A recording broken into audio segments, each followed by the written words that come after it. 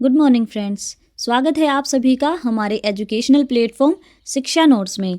आज है 31 जनवरी 2026 और हमेशा की तरह आज की इस वीडियो में हम करने वाले हैं डेली हरियाणा करंट अफेयर के इम्पोर्टेंट क्वेश्चंस।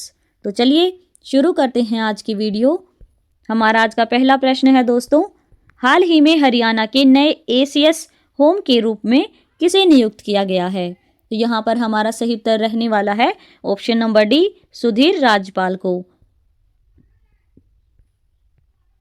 हरियाणा सरकार ने 27 जनवरी 2026 को बड़ा प्रशासनिक फेरबदल किया।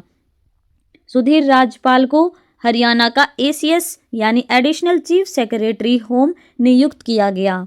बात करें सुधीर राजपाल की तो ये 1990 बैच के एक वरिष्ठ IAS अधिकारी हैं।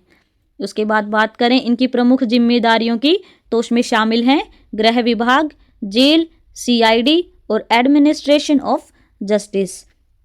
बात करें अतिरिक्त प्रभार की तो उसमें शामिल है environment, forest and wild life विभाग संभालेंगे। उसके बाद बात करें इनके पूर्व पद की तो health and family welfare, medical education and research, Ayush विभाग। चलिए बढ़ते हैं अगले प्रश्न की ओर। प्रश्न है दोस्तों, हाल ही में इंटीग्रेटेड ऑनलाइन पोर्टल किस राज्य ने लॉन्च किया? तो यहाँ पर हमारा सही उत्तर रहने वाला है ऑप्शन नंबर ए, हरियाणा राज्य ने। हरियाणा स्वास्थ्य विभाग ने इंटीग्रेटेड ऑनलाइन पोर्टल लॉन्च किया। पोर्टल 28 जनवरी 2026 को CM नायब सिंह सैनी द्वारा लॉन्च किया गया।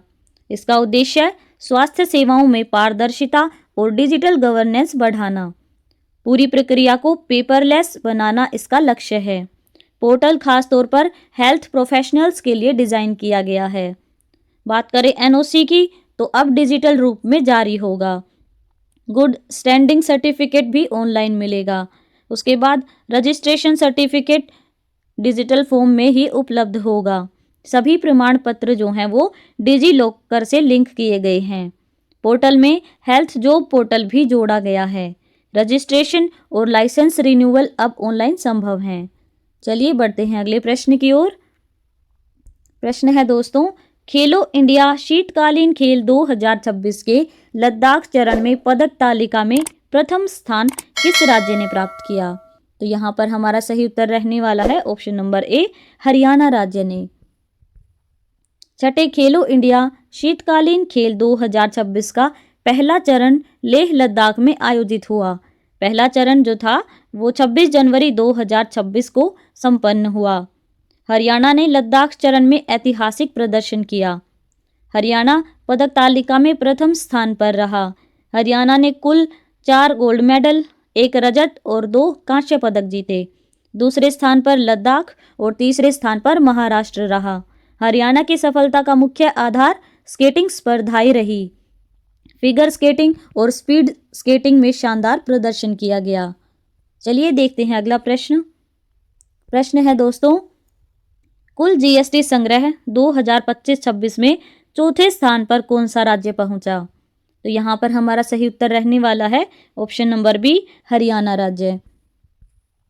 प्रति व्यक्ति GST संग्रहण में हरियाणा बड़े राज्यों में शीर्ष श्रेणी में शामिल है। अप्रैल 2025-26 के आंकड़ों के अनुसार कुल GST संग्रह में हरियाणा देश में चौथे स्थान पर पहुंचा। हरियाणा ने GST संग्रह में तमिलनाडु और उत्तर प्रदेश जैसे बड़े राज्यों को पीछे छोड़ा। राज्य के कुल GST संग्रह में गुरुग्राम का लगभग 25% योगदान है। हरियाणा की SGST यानी स्टेट GST वृद्धि दर लगभग 17 से 21% वार्षिक रही। हरियाणा ने बिजनेस रिफॉर्म्स एक्शन प्लान यानी BRAP को मजबूत प्रदर्शन किया। BRAP में मजबूत प्रदर्शन किया। BRAP 2024 रैंकिंग जो कि नवंबर 2025 में घोषित हुई थी, उसमें हरियाणा टॉप अचीवर्स श्रेणी में शामिल हुआ। टॉप अचीवर्स श्रेणी के लिए स्कोर 90% से अधिक आवश्यक होता है। राज्य ने बिजनेस एंट्री रिफॉर्म्स में उत्कृष्ट प्रदर्शन किया। लैंड एडमिनिस्ट्रेशन यानी भूमि प्रशासन सुधारों में भी हरियाणा आगे रहा। Sector specific health care reforms में भी उच्च स्कोर प्राप्त किया। चलिए बढ़ते हैं हमारे अगले प्रश्न की ओर। प्रश्न है दोस्तों, हाल ही में वननेस ग्लोबल समिट 2026 का आयोजन कहाँ हुआ? तो यहाँ पर हमारा सही उत्तर रहने वाला है option number B, CUH Mahendragarh में। वननेस ग्लोबल समिट 2026 का आयोजन हरियाणा केंद्रीय विश्वविद्यालय महेंद्रगढ़ में हुआ। यह एक अंतर्राष्ट्रीय वेलनेस एवं ध्यान यानी इंटरनेशनल वेलनेस एंड मेडिटेशन सम्मेलन था। ये सम्मेलन 23 से 25 जनवरी 2026 तक 3 दिनों तक चला। कार्यक्रम का स्वरूप ऑनलाइन अंतर्राष्ट्रीय सम्मेलन था। इसका आयोजन वुमेन एम्पावरमेंट सेल, IIC और रिसर्च एंड डेवलपमेंट सेल ने मिलकर किया। सम्मेलन कुलपति प्रोफेसर टंकेश्वर कुमार के संरक्षण में आयोजित हुआ। सम्मेलन का मुख्य उद्देश्य मानसिक स्वास्थ्य और वेलनेस को बढ़ावा देना था। चलिए देखते हैं अगला प्रश्न। प्रश्न है दोस्तों, पीयू स्पोर्ट्स एक्सीलेंस अवार्ड 26 जनवरी 2026 को किसे प्रदान किया गया? तो यहाँ पर हमारा सही उत्तर रहने वाला है ऑप्शन नंबर ए, अदिति शौर्यान को। अदिति शौर्यान हरियाणा की उभरती हुई युवा क्रिकेटर हैं। उन्हें 26 जनवरी 2026 को पीयू का स्पोर्ट्स एक्सीलेंस अवार्ड मिला। यह सम्मान पंजाब यूनिवर्सिटी द्वारा दिया गया। पीयू ने पहली बार स्कूल स्तर की खिलाड़ी को यह अवार्ड दिया।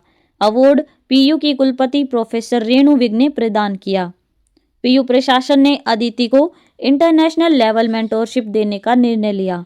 अदिति सोनीपत जिले के दुभेटा गांव की रहने वाली हैं। वह कॉर्मल कॉन्वेंट स्कूल सेक्टर 9 चंडीगढ़ में 10वीं की छात्रा हैं। अदिति BCCI अंडर 15 और अंडर 19 स्तर पर खेल चुकी हैं। वह चंडीगढ़ अंडर 19 टीम की कप्तान भी रह चुकी हैं। MDU रोहतक ने भी उन्हें स्पोर्ट्स एक्सीलेंस अवार्ड दिया। 15 अगस्त 2025 को चंडीगढ़ स्टेट अवार्ड भी मिला। चलिए बढ़ते हैं अगले प्रश्न की ओर। प्रश्न है दोस्तों, गणतंत्र दिवस पर नारनौंद में किस SHO को सम्मानित किया गया? तो यहाँ पर हमारा सही उत्तर रहने वाला है option number D, Ramesh Kumar को। गणतंत्र दिवस पर SHO रमेश कुमार को सम्मानित किया गया। सम्मान केंद्रीय ऊर्जा मंत्री मनोहर लाल खट्टर ने दिया। सम्मान उत्कृष्ट पुलिस सेवाओं के लिए प्रदान किया गया। रमेश कुमार नारनौंद थाना प्रभारी यानी SHO हैं। गांव हाजमपुर के पास 65 अवैध बांग्लादेशी नागरिकों की पहचान कर कार्रवाई की। इन्होंने सरकारी दिशा निर्देश अनुसार डिपोर्ट प्रक्रिया पूरी करवाई। राखी गढ़ी महोत्सव में सुरक्षा व्यवस्था भी संभाली। जस्टिस सूर्यकांत के कार्यक्रमों में सुरक्षा ड्यूटी भी निभाई और इसके बाद क्षेत्र में कानून व्यवस्था बनाए रखने में सक्रिय भूमिका रही इनकी। चलिए बढ़ते हैं अगले प्रश्न की ओर। प्रश्न है दोस्तों, चंडीगढ़ में पार्किंग को डिजिटल और कैशलेस बनाने के लिए किस स्कीम को लॉन्च किया गया है? तो यहाँ पर हमारा सही उत्तर रहने वाला है ऑप्शन नंबर बी, MC 1 पास।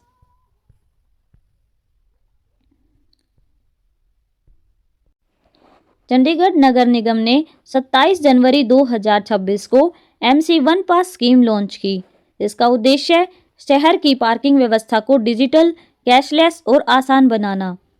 अनलिमिटेड पार्किंग पास से MCC की 73 अधिकृत पार्किंग स्थल पर कितनी बार चाहे वाहन खड़ा कर सकते हैं।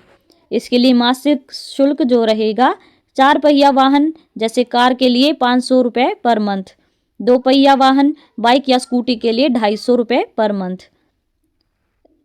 इसके बाद बात करें वेबसाइट की तो mcc.chandigarh.gov.in या bankofbaroda.in। स्मार्ट सिटी पहल की बात करें तो स्मार्ट अर्बन मोबिलिटी में बड़ा कदम। चलिए देखते हैं अगला प्रश्न। वर्ष 2025 में हरियाणा में महिलाओं के विरुद्ध अपराधों में कितने प्रतिशत की कमी दर्ज की गई? तो यहाँ पर हमारा सही उत्तर रहने वाला है दोस्तों ऑप्शन नंबर सी, 16.26% की। वर्ष 2025 में हरियाणा में महिलाओं के विरुद्ध अपराधों में 16.26% कमी दर्ज की गई। बात करें दुष्कर्म मामलों की तो लगभग 25% की कमी, छेड़छाड़ में 16% की कमी, पीओसीएसओ एक्ट मामलों में लगभग 10% की कमी और किडनैपिंग मामलों में 17% से अधिक की कमी। महिला अपराधों की वर्कआउट रेट 98%, यानी मामलों को सुलझाने की दर बहुत अधिक।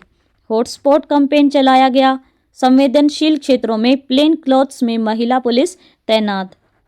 ट्रिप मॉनिटरिंग सिस्टम शुरू किया। अकेली यात्रा करने वाली महिलाओं की सुरक्षा ट्रैकिंग। हरियाणा 112 हेल्पलाइन, महिलाओं के लिए रजिस्ट्रेशन आधारित सुरक्षा निगरानी की सुविधा। चलिए बढ़ते हैं अगले प्रश्न की ओर।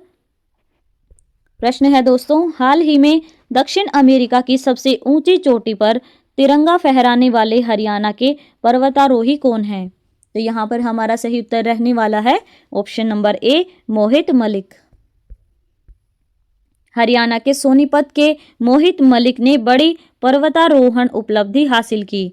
उन्होंने दक्षिण अमेरिका की सबसे ऊंची चोटी माउंट अकोंकागुआ पर तिरंगा फहराया।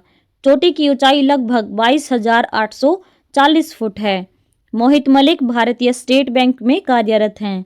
वे पंचकुला सेक्टर 14 के state bank learning and development institute में सेवाएं दे रहे हैं।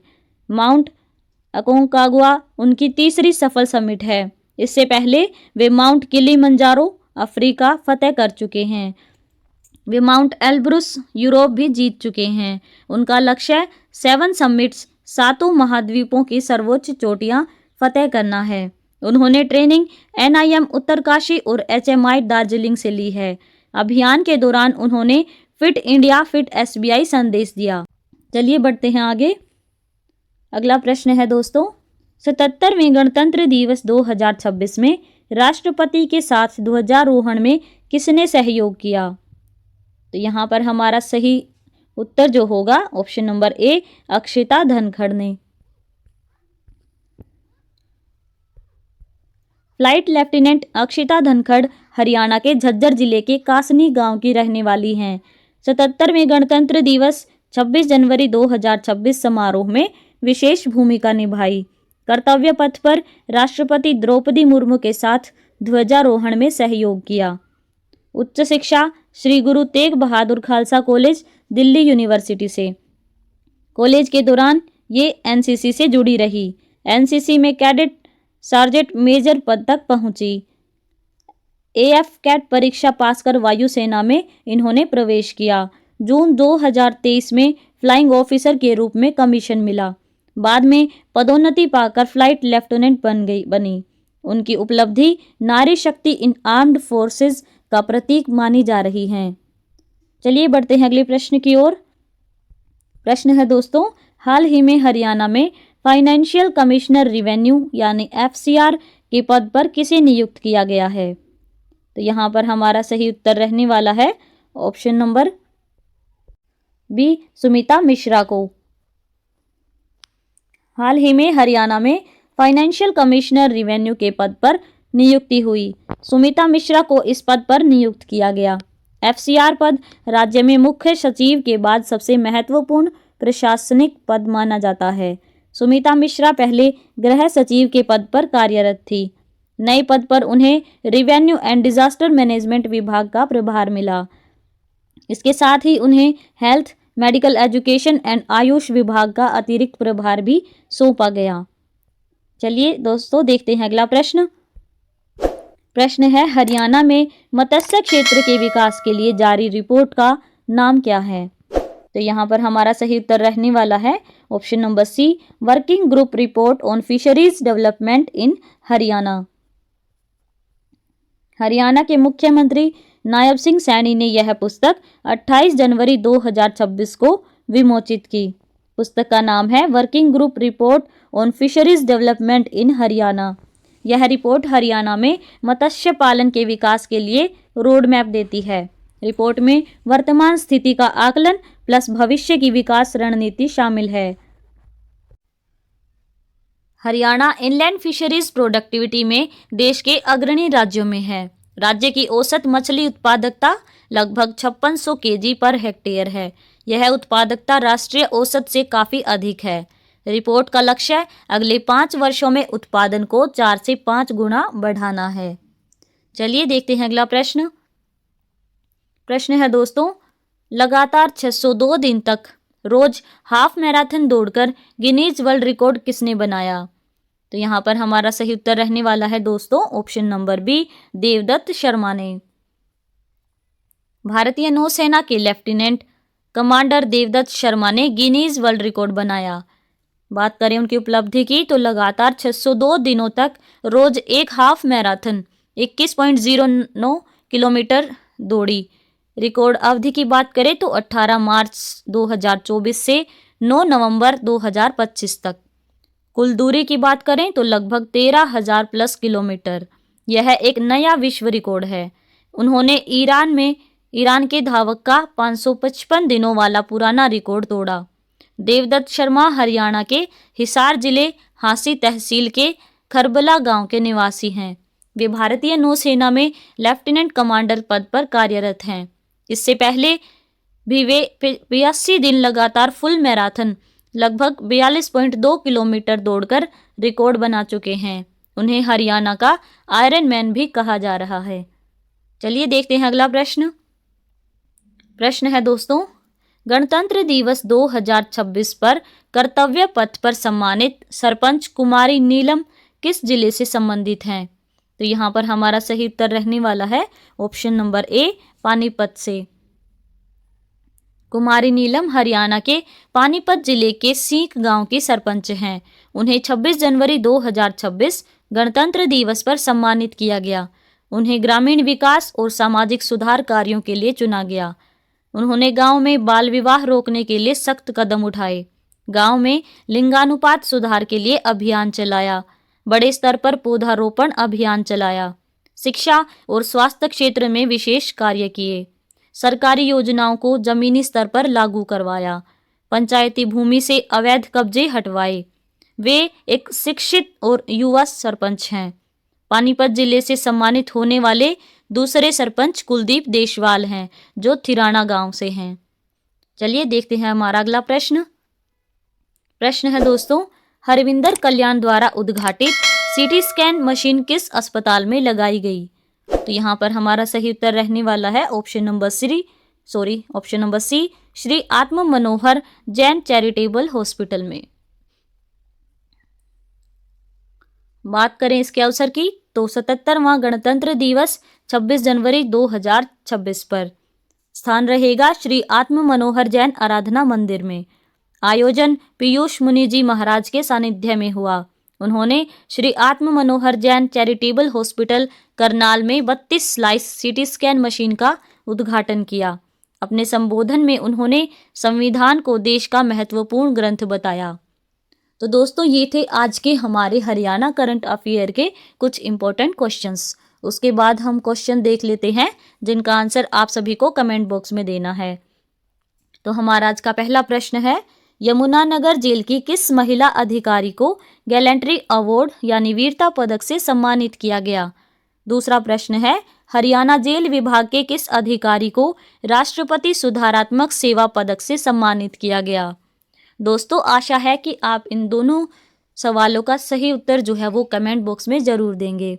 दोस्तों अगर आप सभी को हमारी वीडियो पसंद आ रही है तो वीडियो को लाइक और चैनल को सब्सक्राइब ज़रूर कर लें। धन्यवाद।